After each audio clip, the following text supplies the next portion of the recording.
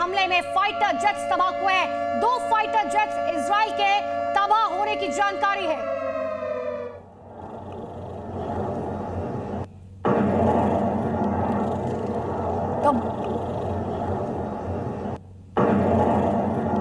इस बीच एक और बड़ा अपडेट अपने दर्शकों को बता दें कि कई हमलों को रोकने में आयरन डोम पूरी तरीके से नाकाम रहा है। इजराइल का जो एयर डिफेंस सिस्टम है वो फेल हो गया है।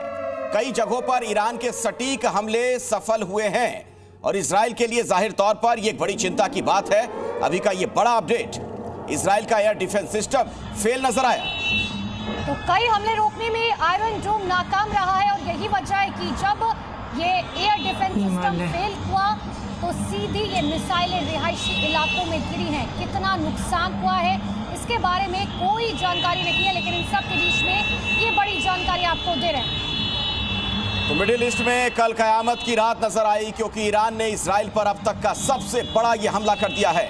लेकिन इससे पहले इजराइल ने ही ईरान पर मिसाइलों की बारिश की थी, जिसमें देखिए उसके 20 से ज्यादा जनरल्स की मौत का दावा किया गया। ईरान के इजराइल पर हमले से पहले इजराइल ने ही ईरान के सैन्य ठिकानों को टारगेट किया। इजराइल ने ईरान पर करीब 200 फाइटर जेट से एक साथ हमला किया। हमले के बाद चारों तरफ सिर्फ धुआं ही धुआं नजर आया। इजरायली सेना ने तेहरान के आसपास कम से कम 6 सैन्य ठिकानों को निशाना बनाया।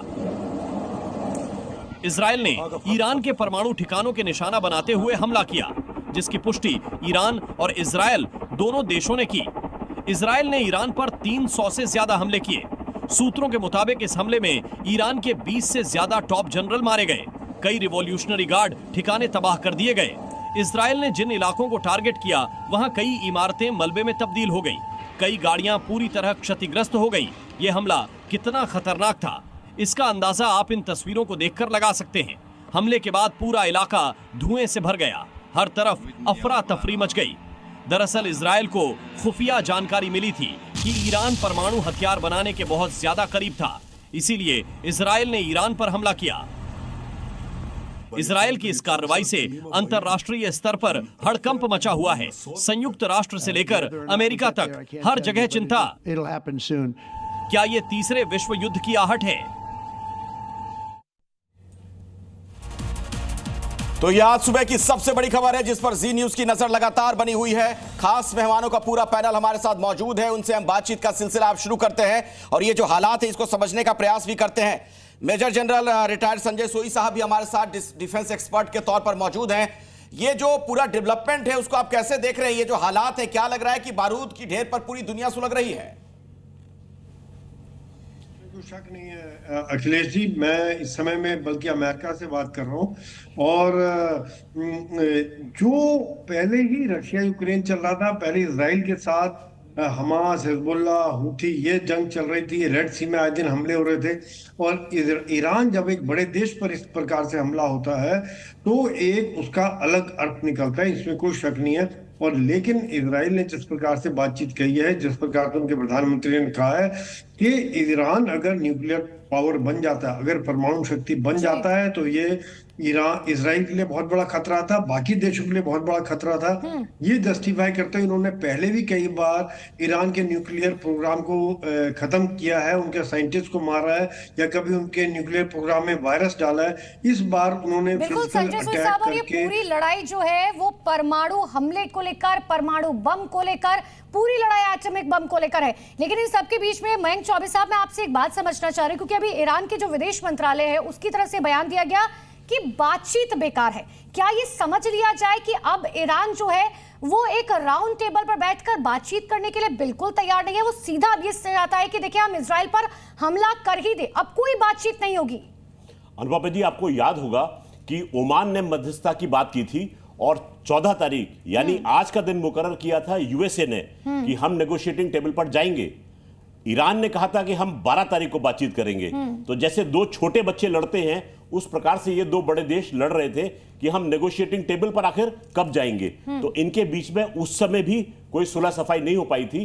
राष्ट्रपति डोनाल्ड ट्रंप ने बार बार ये कहा है कि हमारे पास में डिप्लोमेसी के लिए दरवाजे हमेशा खुले हुए हैं, चाहे जो भी हो जाए हम डिप्लोमेटिकली इस युद्ध को समाप्त करना चाहते हैं। लेकिन साथ साथ उनका यह भी बयान आया कि हमारे नागरिक या हमारे एसेट्स पर यदि हमला होता है तो हम उसका मुंहतोड़ जवाब देंगे। सूत्र मेरे ये बता रहे हैं कि बगदाद में अमेरिकन एम्बेसी के आहते में अटैक हुआ है और उनकी एनेक्सी को वहां पर थोड़ा सा नुकसान पहुंचा है। अच्छा, डिफेंस एक्सपर्ट के तौर पर यूएस राठौर साहब भी हमारे साथ मौजूद हैं। ये स्थिति कहां तक जाती हुई नजर आ रही है आपको राठौर साहब? अभी जो वर्तमान में हम देख रहे हैं, जिस तरीके से भयानक युद्ध वाला माहौल नजर आ रहा है वहां पर। अखिलेश देखिए, अब ये राइजिंग लायन जो इजराइल का ऑपरेशन कोड नेम है या ट्रू प्रॉमिस है ईरान का, अब ये एस्केलेट हो चुका है, रुकने वाला नहीं लगता है, क्योंकि ईरान के ऊपर इजराइल ने ओपनिंग राउंड या जो प्रीएम्प्टिव स्ट्राइक है उसमें बहुत सारे गहरे जख्म दिए हैं। प्रॉब्लम यहाँ पे अखिलेश जी ये है कि जो अपेक्षा अमेरिका और इजराइल ईरान से कर रहा है वो ह्यूमिलेटिंग भी है और इम्पॉसिबल भी है। वो चाहते हैं कि आप न्यूक्लियर प्रोग्राम पूरा बंद कर दें और पूरा न्यूक्लियर प्रोग्राम हमारे ट्रांसपेरेंसी, हमारी ओवरसाइट, हमारे ऑडिट में लेके आए, और उसके साथ वहाँ पर जो सबसे बड़ी बात आ रही है वो है रिजीम चेंज की।